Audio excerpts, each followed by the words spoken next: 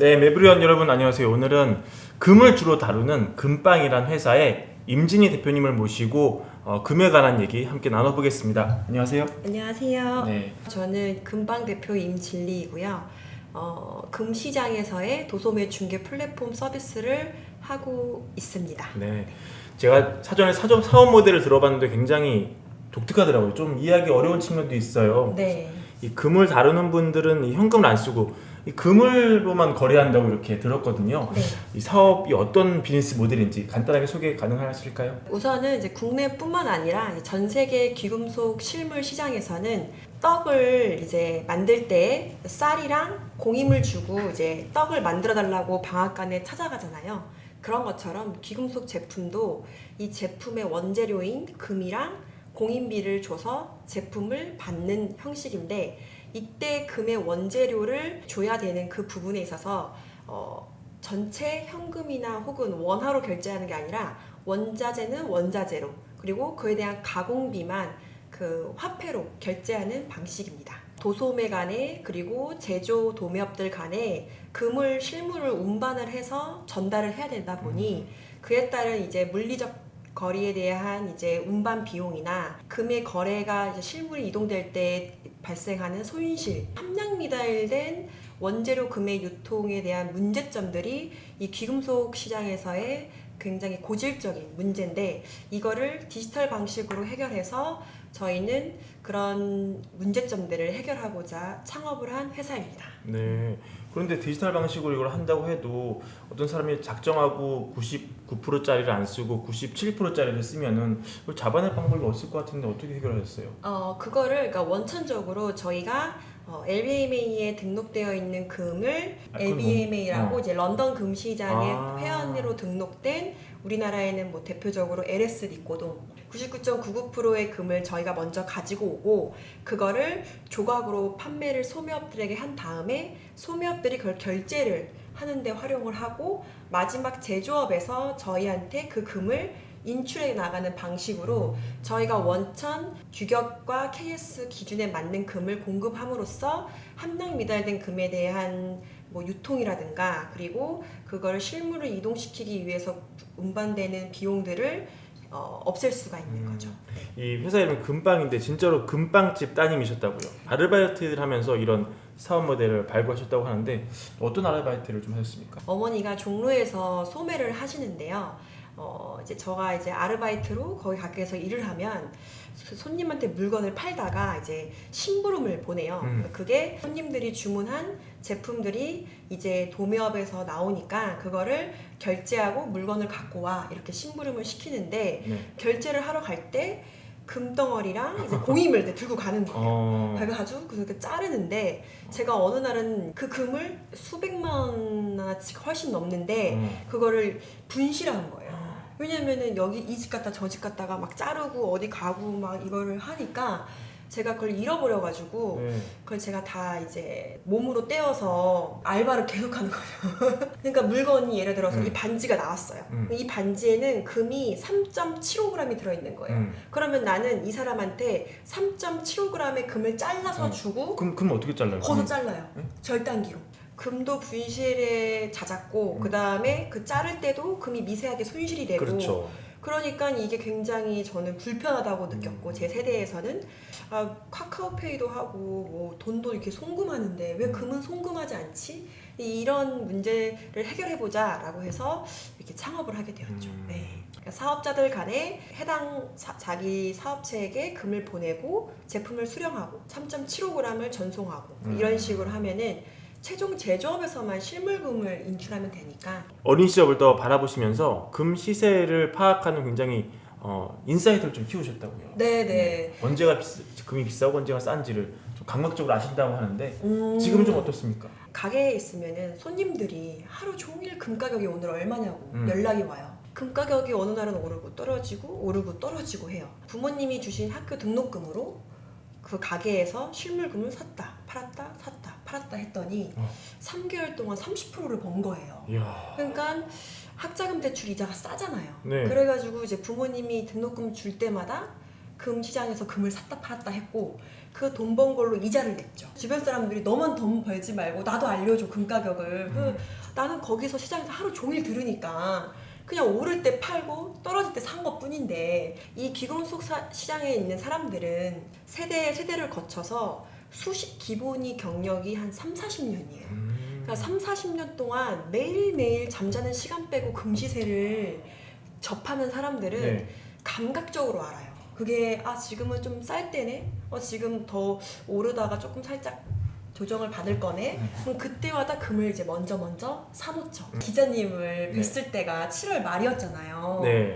그때가 1온스당 1,712달러였어요. 근데 1,800달러예요. 7-8%까지 올랐거든요.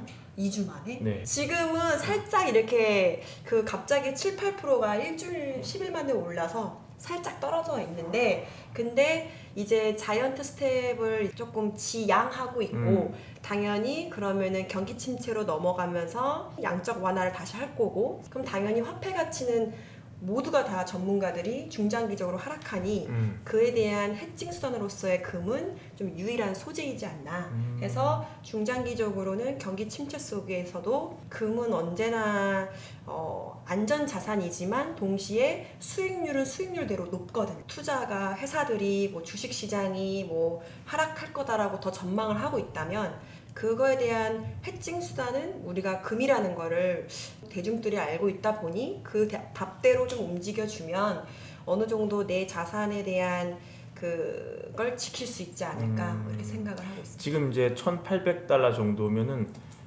내년쯤에는 그 2,000도 넘을 것 같으세요? 2,000이 얼마 전에 넘었고 네. 다시 또 이제 많은 사람들이 이제 갈 거라고 하고 있죠.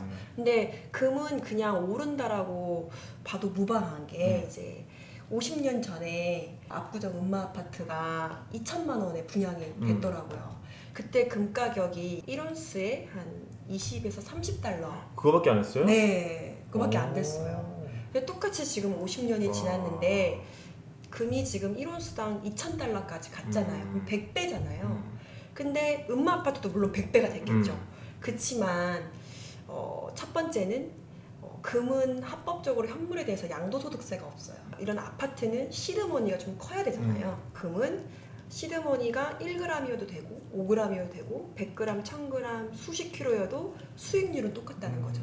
그리고 금은 양도소득세가 없기 때문에 집은 팔아도 수십 프로의 세금을 내지만 금은 없잖아요. 그랬을 때 저는 우리가 가장 친근하면서도 가장 또 좋은 투자면서도 안정적인 건 금이라는 소재이지 않나라는 생각이 들고 기업들은 이제 50년이면 흥망성쇠를 하지만 금은 전 세계 금이 2경이거든요. 통화량이 10경인데요. 달러가 차지하는 거는 6%예요. 그러니까 0.6경이에요. 달러는. 근데 그거에 비해 금은 2경이면 훨씬 안정적인 거죠. 금장사 하시는 분들 중에서 보통 4-50년 하신 분들 많거든요. 네. 그분들은 금 하락장도 겪고 상승장도 네, 겪어요. 그렇죠. 물론이죠. 근데 그분들은 그래도 거기서 돈을 벌어요. 그냥 뭐 RSI 그래프를 봐서 이거를 바닥을 치고 사고 팔고를 하든 계속 희석을 시켜서 어떤 평균 단가를 낮추든 근데 상승장이 반드시 오기 때문에 거기서 탈면은 그냥 돈을 벌 수밖에 없고 금장사 하시는 분들 중에서 도박까지 안 하는 이상은 금 장사하시는 분들 중에서 망한 사람은 없어요. 이 금 시세를 예측하기 위해서 100년치, 몇십 년치 뉴욕타임즈로 뭐 크롤링을 해가지고 데이터를 보셨다고요? 이게 제가 이제 그때 뭐지 이거는 금 가격을 그러면 혹시 예측할 수 있는 건가? 어린 마음에 빅데이터 시대라고 하니 이제 데이터를 가지고 뭐 금 가격에 영향을 끼치는 요인들, 팩터들을 찾아낼 수 있지 않을까 싶어가지고 뉴욕타임즈에서 50년치 기사를 다 텍스트 데이터화 시켰더라고요. 그래서 골드라는 키워드가 가진 그 경제 분야에서 그 관련된 기사들을 다 크롤링을 해서 형태소 분석을 한 다음에 워드 카운트를 했죠. 금과 가장 많이 언급이 되는 단어들이 머니스톡, 통화량, 이자, 채권, 뭐 WTI, S&P 500 그 팩터들의 30년치에서 50년치 수치 데이터를 다시 가져와서 금값과 WTI가 상관관계가 있었는가? 그래서 상관관계성의 통계학적 분석을 했을 때 상관관계가 유의미했다. 금값과 또 S&P 500 지수가 상관관계가 있는가? 있다 해가지고 있다는 것들에 대한 11가지 팩터들의 30년치 데이터와 결과값인 금값을 가지고 이제 머신러닝을 이렇게 작업을 했었죠. 그래가지고 이거를 유의미하다라고 100% 말할 수는 없는데 우리가 뭐 금리와 금의 상관관계를 보듯이 어떻게 보면 좀 더 그래도 근거 있는 이제 그런 팩터들을 찾아서 머신러닝을 했었을 때 나오는 그 금값의 전망이 맞을 때도 있고 틀릴 때도 있었는데 그걸 가지고 이제 그런 예측 시세를 만들어 보려고 이렇게 노력도 했었습니다. 제가 이제 이 금시장 사람들에게만 금을 매일매일 다루다 보니 도움이 될 지표라고 하면서 사장님들에게만 공유를 했었는데 이제 어떤 사장님들이 이걸 보고 이게 맞는 것 같으니까 이걸 가지고 금 선물을 하신 거예요. 돈을 잃었다라고 저한테 연락이 온 거예요. 놀래가지고 그걸 그냥 내렸던. 우리가 대중적으로 잘 알고 있듯이 이제 금이랑 금리의 인간관계, 상관관계가 굉장히 높았고 그리고 보면은 이제 국채와 금리와 이런 부분들이 사실은 금이랑 많이 상관관계 분석에서의 유의미한 그 요인 팩터들이라고 나와 있어서 금리가 오르면 이제 달러 가치를 이제 끌어올리고 있으니까 자금이 달러로 옮겨지니 금값은 떨어지고 화폐가 이제 많이 풀리게 되면 당연히 인플레이션으로 화폐 가치 떨어지면서 금값이 오르고 실물 자산이 금은 오르고 실물 자산이 오르게 되고 또 금은 우리가 생각해서 투자로서의 금도 있지만 2경 정도 되는데 그 2경의 60% 정도는 귀금속 시장에서 써요. 제가 이렇게 차고 있는 이 귀금속 시장에서 번쩍번쩍하네요. 쓰고 있고 나머지 30%가 투자, 나머지 10%는 산업용 금으로 쓰여요. 근데 이제 유가로 봤을 때에는 자동차 기름에 쓰이는 거잖아요. 그러니까 이게 반드시 투자로서만 가치가 움직일 수 있는 건 아니고요. 실물 시장에서의 귀금속에 대한 수요, 패션 이런 수요도 상관관계가 물려있기 때문에 산업별로의 이런 구분이 되어 있죠. 달러가 오르면 우리가 이제 달러를 사는데 자금이 몰리다 보니 회사에 투자를 적게 하고 자산의 거품이라고 생각되는 부분들이 이제 거품이 빠지고 하듯이 그렇게 되면은 달러를 못 쓰게 사람들의 주머니에 있는 돈을 빼가면 쓸 수가 없으니까 수요가 줄어들고 원자재 값에 대한 이제 실물자산 자금이 올라가서 원가가 올라가니 공급에 대한 부분도 있어서 이게 어떻게 보면은 경기 침체로 이어지는 거잖아요. 그렇게 봤을 때 주식시장의 호황일 때는 사실은 2019년도부터 최근까지 제가 19년도에 창업을 했는데 창업한 지 3년 만에 금값이 2배가 됐어요. 근데 주식도 올랐고 부동산도 올랐고 금도 올랐어요. 근데 지금은 다시 꺼지는 타이밍에서는 코인도 많이 빠지고 주식도 빠지고 부동산도 뭐 앞으로 30% 더 이상 빠질 거다 하지만 금은 빠져봤자 지금 올해 제일 올랐을 때 대비해서 10% 정도? 밖에 빠지지 않는 거 보면은 오를 때는 같이 오른 것 같아요. 근데 빠질 때도 자본시장 금에 대해서 크기 때문에 좀 하방에 있어서의 안정적이다라고 생각을 합니다. 18K 뭐 24K면 여러 가지가 있잖아요. 어떻게 다른 건지 14K는 금이 58.5% 들어있다는 뜻이고요. 원래는 캐럿의 그 단위에서 나왔고 그거를 퍼센트지로 바꿨을 때 58.5%라는 금의 함량이 나온 거고요. 14K가 58.5%고 18K가 75%. 순금이 24K는 99.5% 이상을 거의 순금이군요. 네, 거의 순수금이죠. 그러면 그 나머지는 주로 어떤 금속이 들어갑니까? 구리도 들어가고요. 이게 로즈골드 색깔은 이제 구리가 들어가고 다양한 이제 금속들을 넣어서요. 색깔이 다양하게 3가지 색상이 있고 대표적으로 그다음에 함유량에 따라서 이제 금이 함량이 달라지고요. 우리나라 KRX 금 시장이 있잖아요. 거기가 이제 연간 거래액이 2조 원이고 예탁 결제원에 예치된 금의 양이 1조 5천억인데 종로 귀금속 시장은 그거에 비해서 한 10배가량이 훨씬 커요. 거래량이나 그리고 KRX 금 시장에다가 금을 공급하는 회사들은 다 종로의 귀금속 거래소나 도매 사장님들이세요.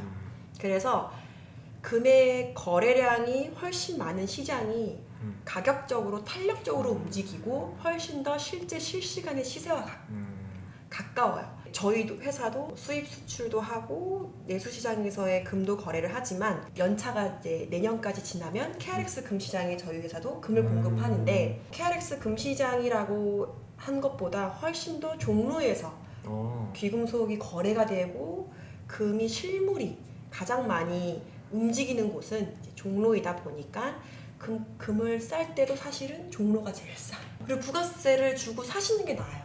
왜냐면은 금 ETF라 그러면 어차피 배당 소득에서 소득세 15.4% 그렇죠. 나가고 금 현물 KRX 금시장은 생각보다 거래량이 적어서 내가 살 때와 팔 때가 실시간으로 그렇게 호가가 이렇게 되지 않군요. 붙어있지가 않아요. 근데 귀금속 금시장은 거의 매입과 판매가 거의 1,000원 단위대로 움직여요. 그렇기 때문에 부가세 10% 주고 사더라도 이게 어쨌든 내가 지출에 대한 그 소득공제라고 하나요? 그것도 받고 그 다음에 어차피 금 가격을 우리가 차거나 살 때 뭐 당장 단타로 사고 파는 게 아니잖아요. 그랬을 때는 가지고 계시다가 뭐 한 50% 오른 것 같다 혹은 뭐 몇십 프로 오른 것 같으면 그때 팔아도 사실은 괜찮고 그리고 거래가 빨리 될 수가 있는 거죠. 그러니까 유동성이 워낙 훨씬 더 크니까 그래서 좀 종로를 저는 실물도 괜찮고 귀금속도 살 겸 기분 전환도 할 겸 종로로 오시면 좋을 것 같습니다. 그러니까 금을 가장 싸게 사는 건 종로 산매에 가서 공임이 가장 작게 들어간 금덩이를 주세요. 네, 그러시면 됩니다. 네. 저희 회사는 전국에 있는 금은방 사장님들의 거의 40%가 가입을 하고 앱 의존도가 30%가 넘게끔 저희 회사 플랫폼에서 제공하는 시세에서 굉장히 거래가 많이 활성화되고 있고 저희가 이제 창업한 지 뭐 3년이 좀 넘었지만 매출액이 한 상반기 매출액이 1,000억 정도 되고 한 거래액은 이제 한 몇천억 정도 되는데요. 근데 아까 제가 말씀드렸던 것처럼 KRX 금시장은 연간 2조 원인데 비해서 이 종로에서 실물 거래를 알면서 동시에 그런 금의 지수에 예민한 그리고 전문가들은 금은방 사장님들이거든요. 그래서 금에 대해서 물어보실 때도 금은방 사장님들이 좀 잘 아실 거고요. 그 다음에 금은 안전자산이라고만 하는데 안전자산이지만 수익률은 꽤나 높아요. 그래서 우리가 금을 어떤 내 자산에서 포트폴리오로서는 필수적이고 그렇기 때문에 우리가 본질, 자본에 대한 본질을 잊지 말고 그 화폐의 근간이 되는 그런 거를 잊지 않고 하면은 우리가 어떤 자유롭게 화폐를 발행할 수 있는 자산이 감축되는 거를 해칭하고 회피할 수 있지 않나. 그랬을 때 그 소재는 금이 유일하지 않을까라는 생각을 하고 있습니다. 이번 인터뷰 통해서 좀 금에 대한 관심이 더 많아지셨으면 좋겠고 또 금을 쉽고 간편하게 살 수 있는 곳은 알고 보니까 종로 상가였다. 금은방 네. 상기하면서 네. 오늘 인터뷰 여기서 마무리하도록 하겠습니다. 네, 기자님 감사합니다. 네, 감사합니다. 네. 주택 마련 주식 대박 매불이 하나면 오케이입니다. 매불이 구독 누르시면 부자 됩니다. 좋아요 누르시면 더 부자 됩니다.